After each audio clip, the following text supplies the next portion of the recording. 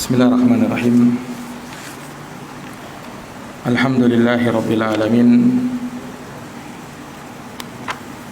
Wa bihi nasta'inu ala umurid dunya waddin. Asyhadu an la ilaha illallah wahdahu la syarika lah. Wa asyhadu anna Muhammadan abduhu wa rasuluh. Sallallahu alaihi wa ala alihi wa sahbihi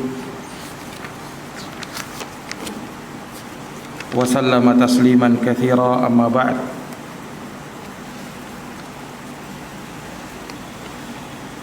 Ikhwani fid din, a'azani Allah wa iyyakum,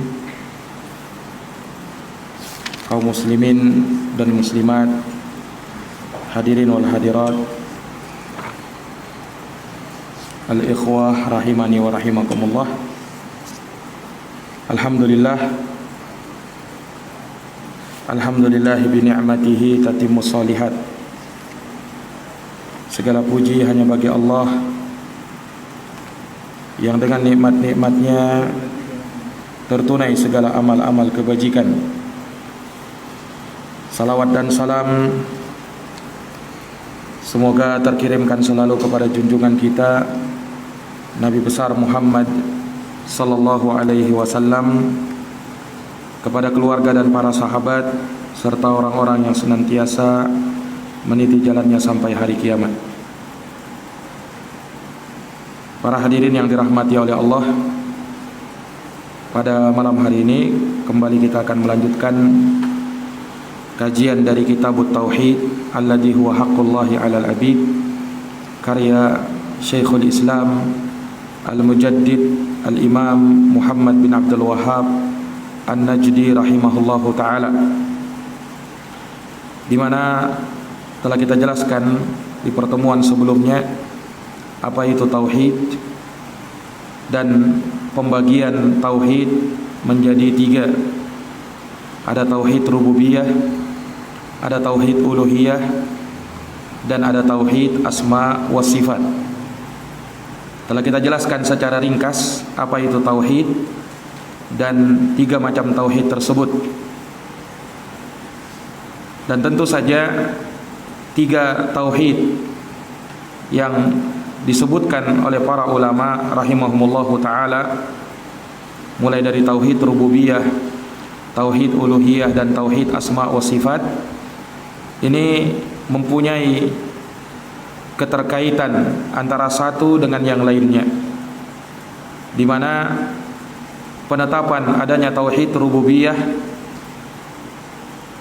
mengharuskan seseorang menetapkan tauhid al-uluhiyah. Jadi seseorang yang menetapkan tauhid rububiyah mengharuskan dia untuk menetapkan tauhid uluhiyah. Iya. Oleh karena itu Allah Subhanahu wa taala menegakkan hujjah kepada orang-orang musyrikin dengan penetapan mereka terhadap tauhid rububiyah. Kenapa mereka tidak mengakui tauhid uluhiyah? Allah Subhanahu wa taala berfirman di dalam Al-Qur'an, "Wa may yudabbirul amra fasayaquluna Allah. Faqul afala tattaqun." Dan siapa yang mengatur segala urusan, maka mereka orang-orang kafir, orang-orang musyrikin akan mengatakan Allah yang mengatur segala urusan. Faqul afala tattaqun. Maka kata Allah, kalau begitu katakanlah, kenapa kalian tidak bertakwa? Ya. Yakni kata para ulama, mereka bisa menetapkan tauhid rububiyah, namun mereka tidak bisa menetapkan tauhid uluhiyah dengan makna menjadikan Allah Subhanahu wa taala sebagai satu-satunya zat yang disembah, sebagai satu-satunya zat yang diibadahi. Iya. Dan Allah Subhanahu wa taala terkadang menyebut kata Rabb yang sering diterjemahkan dengan Tuhan, ya. Dan Rabb itu dalam bahasa Arab bermakna pencipta, pengatur, dan penguasa. Dan Allah Subhanahu wa taala maksudkan dengan lafaz Ar-Rabb adalah al-ma'bud, yang disembah, yang diibadahi. Seperti pada firman Allah Subhanahu wa taala, "Qul ta'alau ila kalimatin sawa'in baina wa bainakum alla na'budu illallah wa la nusyrika bihi syai'a wa la yattakhidha ba'duna ba'dan arbaban min dunillah." Jadi kata Allah, katakanlah wahai Muhammad, ta'alau, kemarilah, ila kalimatin, menuju kepada satu kalimat, sawa'in bainana wa bainakum, yang sama antara kami dengan kalian. Kalimat itu apa? Yaitu kalimat tauhid, alla na'budu illallah, agar jangan kita beribadah kecuali hanya kepada Allah. Wala yattakhidha ba'duna ba'dan arbaban min dunillah, dan jangan sebagian kita menjadikan sebahagian yang lain arbaban min dunillah, rob yang disembah selain Allah. Di situ kata arbaban ya bermakna ma'budat, sesembahan yang disembah selain Allah. Sehingga rob di situ bermakna al-ma'bud. Nah, demikian pula kata para ulama, ketika malaikat Munkar dan Nakir bertanya di alam kubur, yang mana salah satu pertanyaannya adalah man rabbuk, siapa Tuhanmu? Kata para ulama maknanya man ma'buduk, siapa yang kamu sembah? Siapa yang kamu sembah? Makanya orang musyrikin tatkala ditanya man rabbuk, mereka tidak bisa menjawab, padahal secara akidah mereka meyakini bahwa Allah sebagai Tuhan mereka, namun hanya meyakini sebagai salah satu Tuhan mereka. Tapi apakah di alam kubur mereka bisa menjawab? Mereka tidak bisa menjawabnya. Mereka hanya mengatakan, haha, saya tidak tahu. Saya mengatakan manusia berkata begitu, saya pun ikut mengatakannya. Nah, ini menunjukkan bahwa makna ar-rabb di situ adalah al-ma'bud, yaitu yang disembah. Iya. Dan orang yang menetapkan tauhid uluhiyah sudah terkandung di dalamnya penetapan tauhid rububiyah. Ini seorang yang sudah mengakui tauhid uluhiyah, ya, terkandung di dalam hal tersebut dia menetapkan tauhid rububiyah. Nah, inilah keterkaitan antara satu tauhid dengan tauhid yang lain. Iya. Dan terkandung dalam penetapan tauhid asma wa sifat, tauhid rububiyah dan tauhid uluhiyah. Ini seorang yang menetapkan tauhid asma wa sifat. Allah Subhanahu wa taala memiliki nama dan sifat, dan kita esakan Allah dalam nama dan sifat tersebut sesuai dengan kebesaran dan keagungannya, tidak serupa dengan makhluk. Terkandung di dalam penetapan tauhid asma wa sifat, penetapan adanya tauhid rububiyah dan tauhid uluhiyah. Penetapan adanya tauhid rububiyah dan tauhid uluhiyah. Maka ini ya, tiga macam tauhid yang disebutkan oleh para ulama rahimahumullahu taala, dan sebagian yang lain ada yang menambahkan tauhid yang keempat, yaitu yang disebut dengan tauhidul mutaba'ah. Tauhid al-mutaba'ah, yakni tauhid di dalam pengikutan kita kepada Rasulullah sallallahu alaihi wasallam. Seperti yang disebutkan oleh para ulama, ya, diantaranya Syekh Muhammad bin Abdul Wahhab Al-Wasabi Al-Yamani rahimahullahu taala di dalam kitabnya Al-Qaulul Mufid, beliau membagi tauhid menjadi empat: tauhid rububiyah, tauhid uluhiyah, tauhid asma wa sifat, dan tauhid al-mutaba'ah. Dan ini tidak ada pertentangan, ya, karena tauhid mutaba'ah yakni kita mentauhidkan Rasulullah SAW di dalam masalah pengikutan, yakni hanya beliau sallallahu alaihi wasallam yang kita ikuti secara mutlak. Tidak ada yang lain yang boleh kita ikuti dengan pengikutan seperti itu. Kalau yang lainnya selain Nabi sallallahu alaihi wasallam, ucapannya boleh diterima dan boleh ditolak. Iya, sebagaimana yang dikatakan oleh Imam Malik rahimahullahu taala, kullun yu'khadu min qawlihi wa yutrak illa sahibu hadal qabr.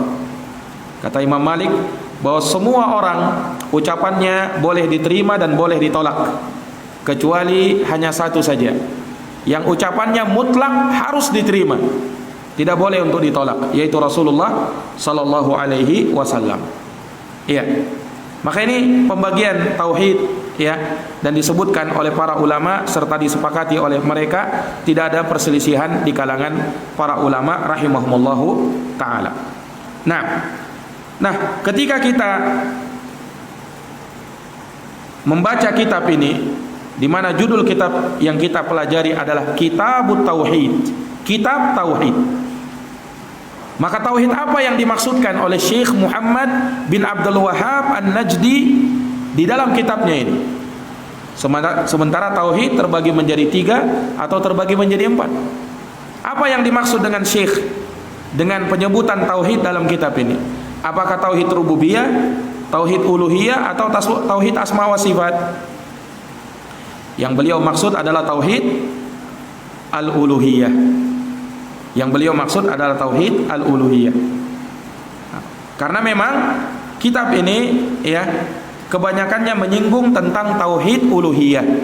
Walaupun beliau menyinggung tentang tauhid rububiyah dan juga tauhid asma wa sifat, tetapi ya kebanyakan dan yang mendominasi kitab ini adalah penyebutan tauhid al-uluhiyah. Dan beliau sebutkan apa yang menjadi lawan dari tauhid tersebut, dari kesyirikan-kesyirikan kepada Allah Subhanahu wa taala. Para hadirin yang dirahmati dan dimuliakan oleh Allah, maka kita akan baca ayat yang pertama yang disebutkan oleh Syekh Muhammad bin Abdul Wahhab An-Najdi dalam kitabnya Kitabut Tauhid. Kata beliau, Kitabut Tauhid wa qaulullahi ta'ala wa ma khalaqtul jinna wal insa illa liya'budun. Kitabut Tauhid dan firman Allah Subhanahu wa taala, wa ma khalaqtul jinna wal insa illa liya'budun. Tidaklah kucipta jin dan manusia kecuali agar mereka beribadah kepadaku. Al-ayah. Ayat ini di dalam surat Az-Zariyat ayat 56. Ini ayat pertama yang disebut oleh Syekh rahimahullahu taala.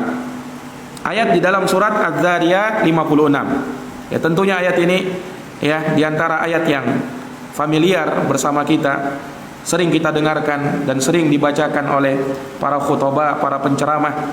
Ayat yang berbunyi wa ma khalaqtul jinna wal insa illa liya'budun. Tidaklah kucipta jin dan manusia kecuali agar mereka beribadah kepadaku. Iya, dalam surat Az-Zariyat ayat 56. Nah, ikhwani fiddin azani Allah wa iyyakum. Maka di dalam ayat yang mulia ini Allah Subhanahu wa taala menegaskan akan maksud terciptanya jin dan manusia.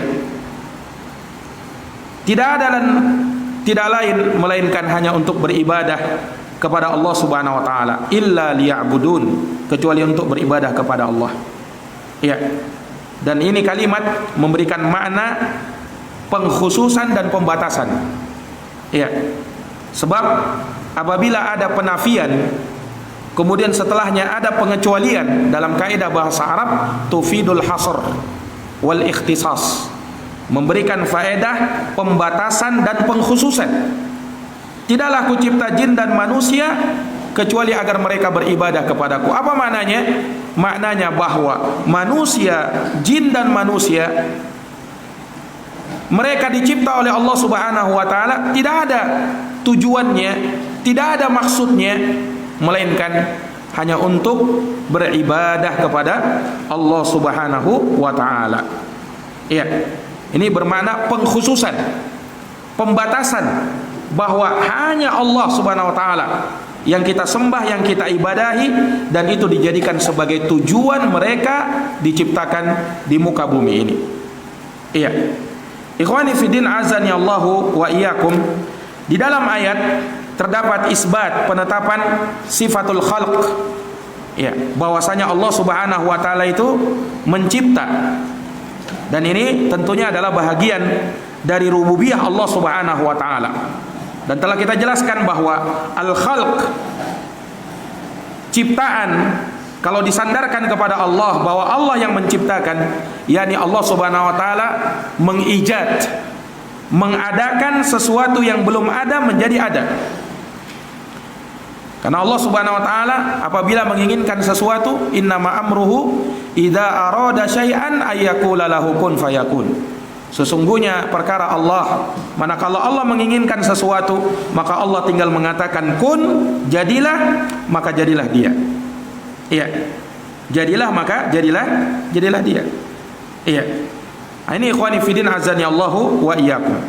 Dan perhatikan di dalam ayat Allah Subhanahu wa taala menjelaskan wa ma khalaqtul jinna wal insa. Tidaklah kucipta jin dan manusia. Nah, ini kata para ulama memberikan faedah. Kenapa disebut jin dulu baru manusia? Ada dua penafsiran yang disebutkan oleh para ulama. Sebagian ada yang mengatakan, kenapa disebutkan penciptaan jin terlebih dahulu sebelum manusia? Ya, kata mereka dikarenakan jin mereka beribadah kepada Allah Subhanahu wa taala namun dengan ibadah yang tersembunyi. Berbeda dengan manusia. Ibadah mereka nampak, zahirah. Nah, sementara ibadah yang tersembunyi lebih utama daripada ibadah yang nampak. Ibadah yang disembunyikan lebih utama daripada ibadah yang dinampakkan. Ya kan? Itu kaidah asalnya. Makanya Rasulullah SAW ketika menyebutkan pujian orang-orang yang bersedekah, orang-orang yang berinfak, ya, dengan ikhlas dan tulus dari dalam hatinya, sampai dikatakan hatta la ta'lama shimaluh ma tunfiqu yaminuh, sampai-sampai tangan kirinya tidak tahu apa yang disedekahkan, apa yang diinfakkan dengan tangan kanannya. Artinya saking ikhlasnya dia. Ya, nah itu disebutkan sebagai 7 golongan manusia yang mendapatkan naungan di hari yang tiada naungan kecuali naungannya Allah. Maka disebutkan penciptaan jin sebelum manusia dikarenakan ibadah mereka lebih tersembunyi daripada ibadah manusia, dan ibadah yang tersembunyi lebih utama daripada ibadah yang dinampakkan. Itu satu pendapat. Pendapat yang kedua, dan ini dari pendapat yang bagus, ya, bahkan ini pendapat dari kebanyakan para ulama rahimahumullah. Kenapa disebutkan jin sebelum manusia? Dalam ayat dikatakan wa ma khalaqtul jinna wal insa. Tidaklah kucipta jin dan manusia.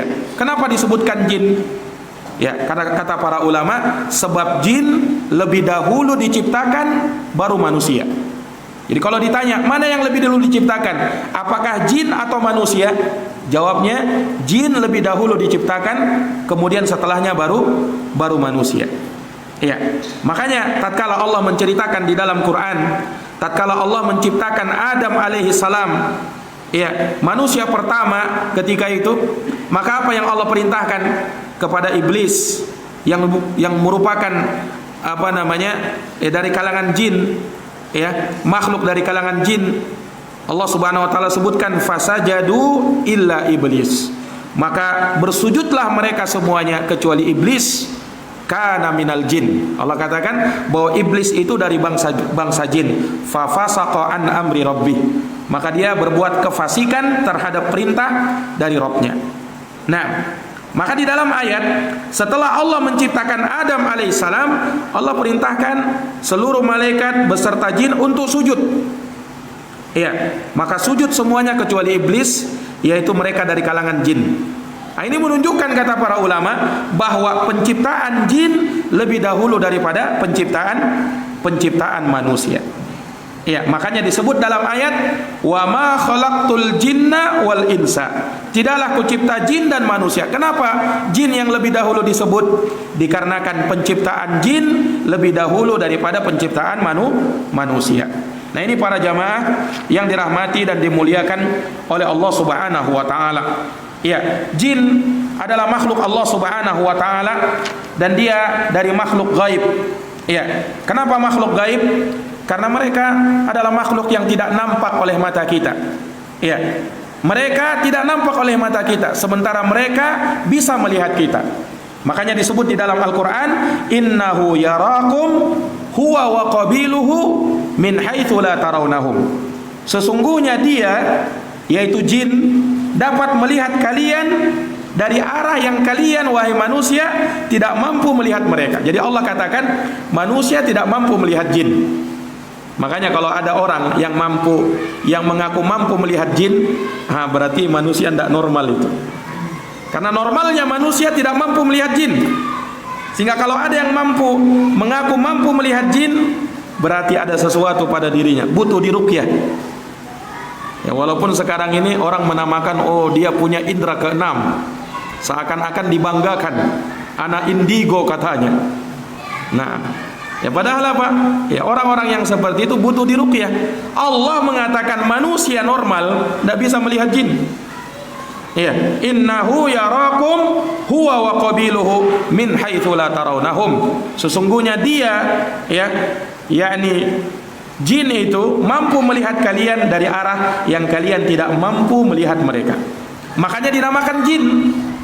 Jin itu apa? Dari maddah, dari huruf jim dan nun. Nah, kalimat kalau yang tersusun dari jim dan nun itu maknanya al-khafa wal istitar dalam bahasa Arab. Sesuatu yang tersembunyi dan tidak nampak. Makanya kata para ulama, ya, apa yang ada di dalam perut ibu kalau dia hamil disebut apa? Janin. Nah, janin sudah jadi bahasa kita, padahal itu bahasa Arab. Sama dari kata jim dan nun juga. Kenapa disebut janin? Karena tidak nampak dia. Ya kan, tak bisa kita lihat kan dalam perut ibu. Nah, ini jamaah sekalian. Jannah, kenapa disebut jannah, surga? Karena tidak nampak. Nampak tidak surga sekarang? Tidak nampak. Iya. Nah, disebut juga jannah kata para ulama, ya karena jannah itu bermakna kebun yang rindang, yang luas, saking rindangnya tertutup oleh pohon-pohon sehingga apa yang di bawahnya tidak nampak lagi. Iya. Seorang tatkala berperang dia butuh junnah. Junnah itu perisai. Disebut dalam bahasa Arab junnah, sama dari kata jim dan nun juga. Kenapa disebut junnah? Karena dia yang bisa menutupi kita. Iya, dia yang bisa menutupi kita, disebut junnah. Nah, jin disebut jin kenapa? Karena memang tidak nampak. Iya, karena memang tidak nampak. Ya, mereka adalah makhluk Allah Subhanahu wa taala yang dicipta dari panasnya api. Ya, sebagaimana yang disebutkan di dalam hadits Nabi SAW riwayat Muslim, wa khuliqal jan mim marijim min nar wa khuliqatil malaikatu min nur. Kata Allah atau kata Rasulullah SAW, ya, bahwasanya jin itu diciptakan oleh Allah dari panasnya api, sementara malaikat diciptakan oleh Allah Subhanahu wa taala dari mana? Dari cahaya. Allah Subhanahu wa taala menciptakan mereka dari cahaya. Nah, ini para jamaah sekalian yang dirahmati dan dimuliakan oleh Allah. Ya, para ulama menyebutkan jin-jin itu, ya, mereka beraneka ragam. Ya, Rasulullah SAW menyebutkannya. Seperti dalam hadis Abu Thalabah Al-Khushani, ya, disebutkan dalam As-Sahihul Musnad mimma laysa fi sahihain karya Syekh Muqbil bin Hadi Al-Wadi'i rahimahullahu taala, ya, bahwasanya Rasulullah SAW mengatakan innal jinna ala salasati asnaf. Jin itu ada 3 macam. Ini kita sedikit mengenal jin. Jin itu kata Nabi ada berapa? Ada 3 macam kata Rasulullah. Sinfun yatiruna fil hawa. Satu golongan mereka yang terbang di angkasa. Jadi di antara jin ada yang bisa terbang di angkasa. Nah, mereka inilah sebagian dari mereka ada yang mencuri dengar berita di atas langit. Ya. Yang mana tatkala mereka mencuri dengar berita dari atas langit, mereka sampaikan kepada wali-walinya yang ada di bumi ini. Itulah dari kalangan para tukang sihir dan dukun-dukun. Makanya terkadang jin dukun itu kalau mengabarkan sesuatu ada benarnya, tapi sudah dicampur dengan 100 kedustaan. Nah, benarnya itu dari mana? Dari curi dengar yang diambilnya dari setan.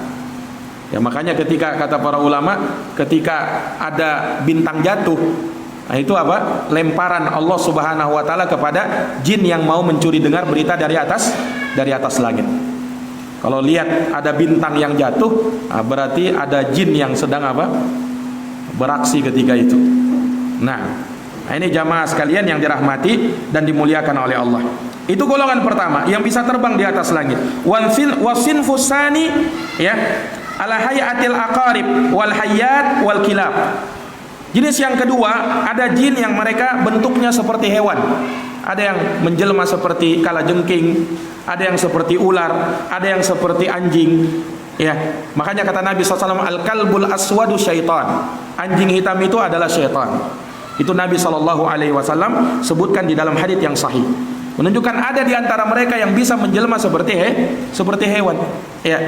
Hadits yang Nabi SAW sebutkan ketika ada ular tiba-tiba masuk ke rumah, tidak tahu dari mana, ya rumahnya bukan ada hutan-hutan di luar. Kalau misal rumah ada misalnya hutan di belakangnya, ya wajar, berarti itu ular beneran. Tapi kalau di kota kemudian tidak ada, ya tidak pernah muncul ular, tiba-tiba ada ular, nah itu biasanya jin. Makanya kata Nabi kalau ada ular seperti itu diazankan 3 kali dulu, jangan langsung dibunuh. Diazankan 3 kali dulu. Kalau tidak mau pergi baru dibunuh. Kenapa? Bisa jadi kata Nabi itu adalah jin. Bisa jadi itu adalah jin. Nah, ini menunjukkan bahwasanya jin juga bisa berubah wujud menjadi apa? Menjadi hewan. Ya. Kemudian kata Nabi SAW, wasinfus salis amsalukum.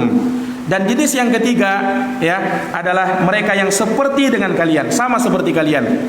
Ya, sama seperti kalian. Ya, ini kalian sebagaimana kalian tinggal di suatu rumah, jin juga bisa menempati suatu rumah. Ya, makanya ketika rumah itu sering dikosongkan, biasa jin singgah di situ. Ya, makanya jangan terlalu rumah-rumah itu dikosongkan, diisi. Karena kalau ditinggalkan sering, jin yang mengisi. Nah ini jamaah sekalian yang dirahmati oleh Allah. Dan paling senangnya jin itu tinggal di mana? Di hammamat, di WC-WC. Kata Nabi SAW, inna hadhil hushush muhtadarah. Sesungguhnya WC-WC itu dihadiri oleh jin. Makanya jangan suka berlama-lama di WC. Ada orang ya sambil main HP-nya di WC, sambil main Facebook di WC. Nah, makanya tidak jarang ada orang yang habis keluar dari WC kesurupan. Terlalu lama, akhirnya jin masuk. Nah ini jamaah sekalian yang dirahmati dan dimuliakan oleh Allah Subhanahu wa taala. Dan mereka juga ya kadang bisa takut sebagaimana manusia bisa takut. Sebagaimana Nabi SAW sebutkan, ya, dan Nabi bersabda kepada Umar bin Khattab radhiyallahu taala anhu, kata Rasulullah, "Ma salaka Umar fajjan illa salaka syaitan fajjan ghaira fajjik." Bahwasanya tidaklah Umar itu menempuh suatu perjalanan lewat di suatu gang, melainkan kalau setan lihat ada Umar, setan pilih jalan yang lain karena takut dengan Umar. Menunjukkan mereka juga punya rasa takut. Nah kita manusia tidak boleh takut kepada jin. Kenapa? Inna syaitana kana dha'ifa. Inna kaida syaitana kana dha'ifa. Sesungguhnya tipu daya syaitan itu lemah, dan sepatutnya kita takut. Nah, kapan kita takut? Kita membuat membuat jin itu semakin besar. Iya. Nah, maka jangan sampai kita ditakut-takuti oleh jin dan syaitan. Apalagi gara-gara takut sama setan terhalang dari melakukan ibadah. Takut sama setan, akhirnya tidak pergi sholat subuh dia. Nah, takut sama jin. Anda boleh, haram takut yang seperti itu. Iya. Allah Subhanahu wa taala menyebutkan inna madzalikumus syaitan yukhawifu awliya'ah fala takhafuhum wa khafuni in kuntum mu'minin. Sesungguhnya itu hanyalah syaitan-syaitan yang mempertakut-takuti wali-walinya. Jangan kamu takut sama mereka, tapi takutlah sama aku, takutlah kepadaku, kata Allah, in kuntum mu'minin, jika kamu adalah orang-orang yang beriman. Nah ini para jamaah sekalian yang dirahmati dan dimuliakan oleh Allah. Nah perhatikan, di dalam ayat Allah menyebutkan jin dan manusia. Ada makhluk Allah Subhanahu wa taala yang lain, yaitu para malaikat. Dan tidak disebut di dalam ayat ini. Juga ada makhluk yang lain seperti hayawan, tidak disebut di dalam ayat ini. Yang disebut siapa? Jin dan manusia. Ini menunjukkan bahwa yang mukallaf, yang dibebankan oleh Allah Subhanahu wa taala syariat untuk beribadah adalah manusia. Nah, ya. Dan para ulama menyebutkan bahwasanya Allah Subhanahu wa taala menjadikan makhluk secara global terbagi menjadi tiga. Terbagi menjadi tiga. Ada makhluk Allah Subhanahu wa taala yang murni kebaikan, tidak ada kejelekan padanya. Siapa mereka? Makhluk Allah yang murni kebaikan, tidak ada kejelekan. Siapa? Malaikat Allah. Mereka murni kebaikan, tidak ada kejelekan. Makanya malaikat itu disebatkan dalam Quran bagaimana? La ya'sunallaha ma amarahum wa yaf'aluna ma yu'marun. Tidak pernah bermaksiat terhadap apa yang diperintah kepada mereka, dan mereka senantiasa melakukan apa yang dititahkan kepada mereka. Malaikat murni kebaikan, tidak ada kejelekan. Ada makhluk Allah yang murni kejelekan, tidak ada kebaikannya. Siapa? Iblis dan syaitan. Murni kejelekan, tidak ada kebaikannya. Makanya mereka apa? Dilaknat sampai hari kiamat. Iya. Ini murni kejelekan, tidak ada kebaikannya. Dan ada makhluk Allah, padanya ada kebaikan dan padanya ada keburukan. Siapa mereka? Hah? Manusia. Jin dan manusia. Ada kebaikannya, ada keburukannya. Apa bedanya jin dengan syaitan? Apa bedanya? Kata para ulama, syaitan dari kalangan jin. Iya, syaitan dari kalangan jin. Nah, kata para ulama, ya semua ya syaitan itu dari bangsa jin. Tapi tidak semua jin dikatakan syaitan. Semua syaitan dari kalangan jin, tapi tidak semua jin dinamakan syaitan. Karena jin yang baik tidak disebut syaitan. Jin yang baik tidak disebut syaitan. Yang disebut syaitan hanyalah jin yang jahat. Itu yang disebut syaitan. Nah, iblis nenek moyangnya syaitan. Iblis nenek moyangnya syaitan. Kalau syaitan ada dari kalangan jin dan ada dari kalangan manusia. Jadi sebagaimana ada syaitan dari kalangan jin, jangan dikira tidak ada syaitan dari kalangan manusia. Ada syaitan dari kalangan manusia. Makanya disebutkan dalam Quran. Ya, musuh-musuh para nabi dan para rasul itu siapa? Syayatinal jinni, syayatinal insi wal jin. Syaitan dari kalangan manusia dan jin. Menunjukkan apa? Ada jin dari kalangan, ada syaitan dari kalangan jin dan ada syaitan dari kalangan manusia. Hanya kalau syaitan dari kalangan jin tidak nampak, syaitan dari kalangan manusia nampak dia. Nah, itulah orang-orang yang suka menghalang-halangi manusia dari mendekati Allah Subhanahu wa taala, mendekati agama Allah Subhanahu wa taala. Nah, itu syaitannya manusia. Nah, ini para jamaah yang dirahmati dan dimuliakan oleh Allah Subhanahu wa taala. Jadi makhluk Allah tidak keluar dari tiga tadi. Ada yang murni kebaikan, tidak ada kejelekan, yaitu malaikat. Ada yang murni kejelekan, tidak ada kebaikannya, yaitu syaitan dan iblis. Dan ada yang padanya kebaikan dan keburukan, itulah jin dan manusia. Nah, mereka inilah yang diperintahkan oleh Allah Subhanahu wa taala untuk beribadah, dan disebutkan di dalam ayat ini, wa ma khalaqtul jinna wal insa illa liya'budun. Tidaklah kucipta jin dan manusia kecuali agar mereka beribadah kepada Allah Subhanahu wa taala. Para jamaah yang dirahmati dan dimuliakan oleh Allah Subhanahu wa taala, kalau kita melihat ya, jin itu ada kemiripan dengan manusia. Sebagaimana di antara mereka ada yang muslim dan di antara mereka juga ada yang kafir kepada Allah Subhanahu wa taala. Makanya disebutkan kalau mau tahu banyak tentang jin, baca surat Al-Jin. Baca terjemahannya dan baca tafsirnya. Di situ Allah Subhanahu wa taala jelaskan, bahkan ada nama surat yang disebut dengan apa? Al-Jin. Sebagaimana ada surat ya yang artinya surat manusia, surat apa? Surat An-Nas. Dan ada surat yang disebut dengan surat jin, yaitu surat Al-Jin. Ya. Nah, ini menunjukkan memang Allah Subhanahu wa taala perhatian kepada mereka. Nah, ya. Dan kalau kita baca di dalam surat Al-Jin, Allah berfirman, wa anna minnal muslimuna wa minnal qasituna wa man faman aslama faulaika taharraw rasyada. Kata Allah Subhanahu wa taala ya, bahwa di antara kami ada yang muslim dan di antara kami ada yang menempuh jalan yang menyimpang dari jalan kebenaran. Maka siapa yang berislam, maka mereka itulah orang-orang yang memilih jalan petunjuk Allah Subhanahu wa taala. Ya.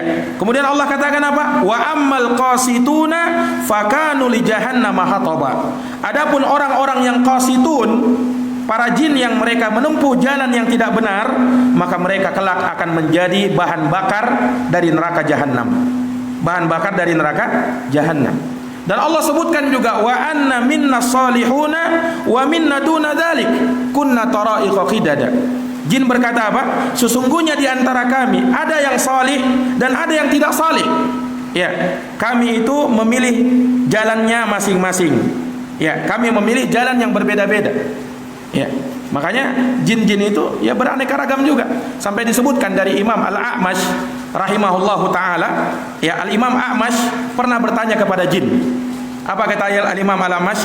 Faman rafidatu fikum? Siapa Rafidah, jin Rafidah di antara kalian? Maka jin ahlu sunnah mengatakan huwa syarruna, mereka itu adalah yang terjeleknya dari kami.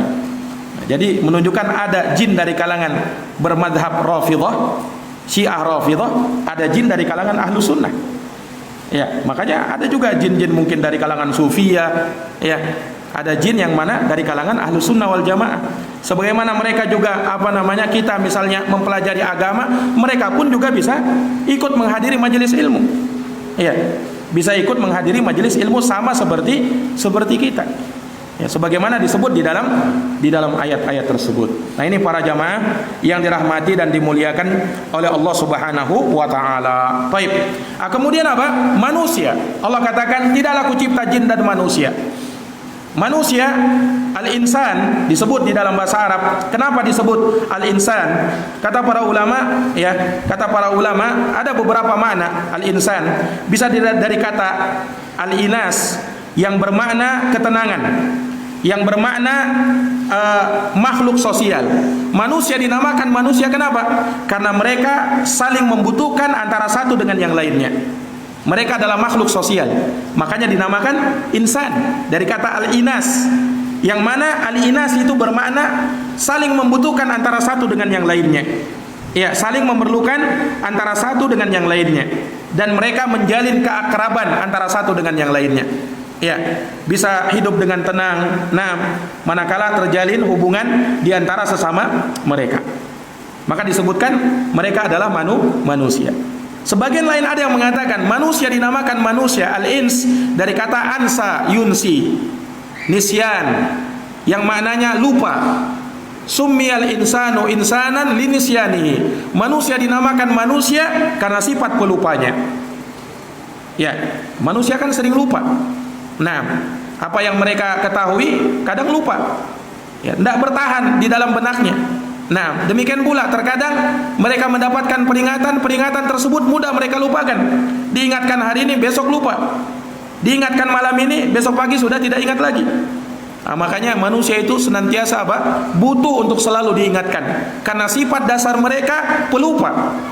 Nah, kalau manusia ini lupa terus, tidak pernah diingatkan, mereka akan sangat jauh menyimpang dari jalan Allah Subhanahu wa taala.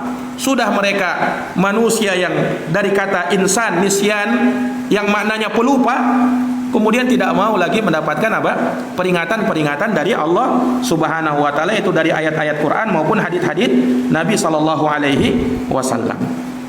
Nah, ini para jamaah sekalian yang dirahmati dan dimuliakan oleh Allah. Maka ini manusia. Tidaklah kucipta jin, kemudian manusia, illa kecuali liya'budun, agar mereka beribadah kepadaku. Apa makna liya'budun? Ya, kata para ulama, liya'budun ay liwahidun. Dan itu disebutkan pula oleh Syekh rahimahullah ta'ala di dalam kitabnya yang lain, seperti dalam kitab Salasatul Usul, beliau menafsirkan liya'budun ay liwahidun. Makna liya'budun, agar mereka beribadah kepadaku, yakni agar mereka mentauhidkan aku di dalam ibadah. Agar mereka mentauhidkan aku di dalam ibadah. Dan sudah menjadi kaidah, kalau disebutkan ibadah di dalam nusus nas-nas syariat, maka maknanya adalah tauhid. Dan itu disebutkan oleh Imamul Baghawi di dalam tafsirnya, menukil ucapan sahabat Ibnu Abbas radhiyallahu anhuma. Kata beliau, kullu ma warada fil Quran minal ibadah fa ma'nahu tauhid. Kata Ibnu Abbas, semua yang datang di dalam Quran dari penyebutan ibadah, maka maknanya adalah tauhid. Maknanya adalah tauhid. Sehingga tatkala disebutkan agar mereka beribadah kepadaku, maknanya apa? Agar mereka mentauhidkan aku di dalam ibadah. Agar mereka mentauhidkan aku di dalam ibadah. Jadi bukan sekedar ibadah. Kalau sekedar ibadah kepada Allah, orang musyrik juga beribadah kepada Allah. Ya kan? Tetapi orang muslim, mereka bukan hanya sekedar beribadah kepada Allah, tapi mereka tauhidkan Allah, tunggalkan Allah di dalam ibadah. Itulah tauhid. Makanya ya sangat pas sekali manakala Syekh rahimahullah membawakan ayat pertama di dalam kitab tauhid, ayat ini, wa ma khalaqtul jinna wal insa illa liya'budun. Tidaklah kucipta jin dan manusia kecuali agar mereka beribadah kepadaku. yaitu ketika mereka mentauhidkan aku di dalam ibadah. Dan ingat jamaah sekalian, Allah ciptakan manusia untuk beribadah kepada Allah, mentauhidkan Allah dalam ibadah. Bukan artinya Allah butuh dengan ibadah kita, bukan. Tapi kita beribadah kepada Allah, kita tauhidkan Allah dalam ibadah, karena hakikatnya kita yang butuh kepada ibadah itu, bukan Allah. Kalau Allah subhanahu wa ta'ala zat yang maha kaya, tidak butuh dengan ibadah kita. Manusia ini walaupun kafir dari awal sampai akhirnya, jin dan manusianya sama sekali tidak mengurangi kekuasaan Allah sedikit pun juga. Maka jangan sampai ada yang berpikir, oh ini kita beribadah kepada Allah sebagai wujud ya, supaya bisa menambah kekuasaan Allah, supaya Allah bisa mendapat manfaat. Tidak sama sekali. Ya, Allah tidak mendapatkan manfaat dari ibadah kita, karena manfaat yang ada pada Allah tidak terbatas dan tidak butuh untuk ditambah. Allah itu maha sempurna. Nah ini jamaah sekalian yang dirahmati dan dimuliakan oleh Allah. Makanya ketika Allah sebutkan ibadah itu hanya beribadah kepada Allah, apa kata Allah? Ma uridu minhum mir rizqin wa ma uridu ayyut'imun. Allah tidak menginginkan agar mereka memberikan rezeki kepada Allah, dan Allah tidak inginkan agar mereka memberi makan kepada Allah, tidak. Karena Allah itu Razzaq yang maha memberikan rezeki, tidak butuh kepada rezeki manusia. Nah ini para jamaah yang dirahmati dan dimuliakan oleh Allah subhanahu wa ta'ala. Ini ayat pertama yang kita bisa bacakan pada pertemuan malam hari ini. InsyaAllah ta'ala kita akan lanjutkan di pertemuan yang akan datang terkait dengan pembacaan kitab ini. Ayat demi ayat akan kita baca, hadits demi hadits akan kita singgung, dan kita jelaskan faedah dan maknanya sesuai dengan apa yang dijelaskan oleh para ulama rahimahumullahu ta'ala rahmatan wasi'ah.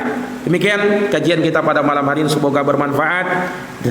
Semoga bisa menambah ilmu dari kita semua, dan kita bisa amalkan sesuai dengan kemampuan kita.